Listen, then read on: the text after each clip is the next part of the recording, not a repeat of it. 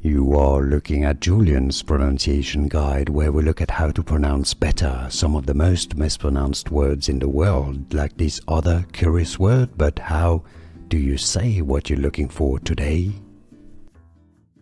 Let's learn once and for all how to pronounce this name correctly. A name of a surname of Spanish origin. A city in California. In English it's often pronounced Vallejo. The Spanish pronunciation though is Vallejo. That's how it would be said in Spain. Ba, V pronounced like a B. Double L like a Y. Vallejo. The J is pronounced ho. If you cannot pronounce it, you can say it like an H. Vallejo. Now, in some countries in Central or South America, the double L can be pronounced like J. Vallejo.